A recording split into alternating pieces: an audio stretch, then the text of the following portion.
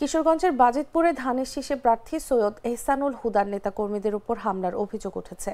শনিবার বিকেলে তার নেতৃত্বে বাজিতপুর পৌর ও উপজেলা বিএনপির ব্যানারে ধানের শীষের মিছিল বের হয়।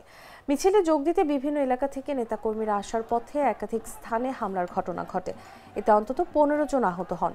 সচরাচর ইউনিয়ন যুবদলের যুগ্ম সাধারণ সম্পাদক ইমরান বলেন, ইউনিয়ন থেকে কোর্ট মাঠে যাওয়ার মিছিল নিয়ে যাওয়ার সময় উপজেলা বিএনপির সাধারণ সম্পাদক মনিরুজ্জামান মনিরের লোকজন হামলা চালায়।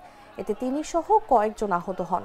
তবে উপজেলা বিএনপির সাধারণ সম্পাদক মনিরুজ্জামান মনির অভিযোগ অস্বীকার করে বলেন, বড় কোনো সংঘাত হয়নি এবং তাদের নেতাকর্মীরা এতে জড়িত নন। বাজিতপুর থানার ভারপ্রাপ্ত কর্মকর্তা মোহাম্মদ মুরাদ হোসেন বলেন, কিছু গন্ডগোলের খবর পাওয়া গেছে, তবে এখন পর্যন্ত কেউ অভিযোগ দেয়নি। সন্ত্রাসী মনিরের নেতৃত্বে হামলা করা হয়েছে, গুলি করা হয়েছে। শেখ মুজিবুর রহমান ইকবালের নির্দেশে গুলি করা হয়েছে, আমাদের গাড়ি ভাঙচুর করা হয়েছে, মোটরসাইকেল চুরি করা হয়েছে।